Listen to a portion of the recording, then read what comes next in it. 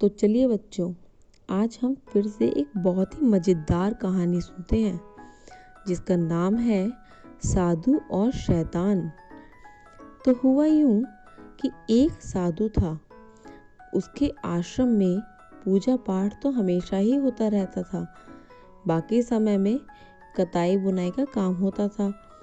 उससे सुंदर वस्त्र बनाते थे। उनसे बहुत अच्छी कमाई होती थी। भक्त लोग भेंट चढ़ाते थे। आश्रम का खर्चा ही कितना था, अच्छी बचत हो जाती थी। बचत होते होते काफी धन जमा हो गया। साधु इस धन को बहुत ही संभाल कर रखता था।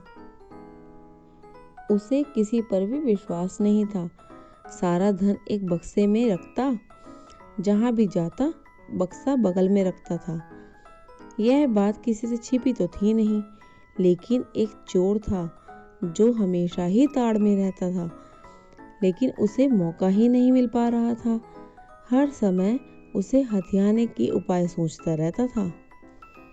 आखिर उसे एक उपाय सूझा कि साधु का शिष्य बना जाए, उसके मन में अपना विश्वास जमाया जाए, फिर मौका पाकर बक्सा लेकर चंपत हो जाऊंगा।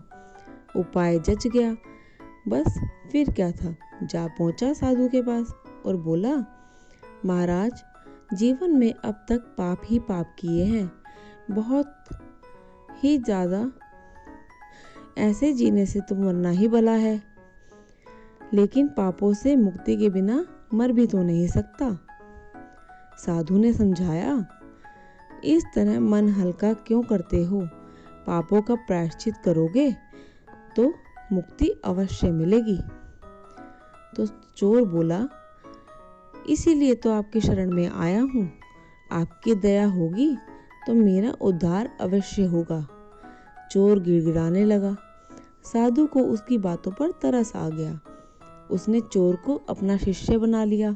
बस एक शर्त थी, वह साधु की कुटिया में कभी नहीं घुसेगा, उसमें झांकेगा भी नहीं, आश्रम के द्वार पर कुटिया बनाकर रहेगा। चोर साधु के आश्रम में रहने लगा और स्वयं ही उसकी सेवा करता रहता था। साधु उसकी सेवा से बहुत खुश थे, उसे औरों से ज्यादा चाहने भी लगे थे।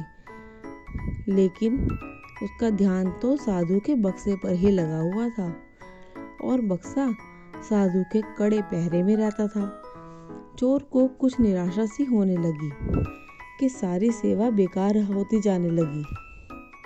उसको लगा कि अब तो उसके हाथ कुछ भी नहीं लगेगा, शायद साधु को मारकर ही बक्सा मिल सकता है। चोर वही करने की सोचने लगा। तभी पास के गांव में से एक आदमी आया और उसने अपने घर पुत्र जन्म का समाचार सुनाया, लेकिन साधु को उसके नामकरण का निमंत्रण दिया। अगले दिन उसने उठते ही साधु चोर को लेकर उसके गांव की ओर चल पड़ा। बक्सा साधु के बगल में तो होना ही था। उस गांव से पहले एक नदी पड़ती थी। साधु को उसी में स्नान करना था। उसने कपड़े उतारे और उन्हीं में बक्से को अच्छी तरह से लपेट कर रख दिया। चोर से अपने कपड़ों का ध्यान रखने को कहा और नदी में उतर गया। नदी में उतरकर साधु को स्नान ध्यान में मस्त हो गया और उसे ऐसा करते देख चोर ने मौका देखा और अपने कपड़ों समेत बक्सा लेकर रफू चक्कर हो गया। लेकिन उस वक्त तक साधु को इसकी भनक तक ना लगी। तो इस कहानी से हमें क्या शिक्षा मिलती है? यही ना कि किसी पे भी आंख मूंद कर भरोसा नहीं करना चाहिए।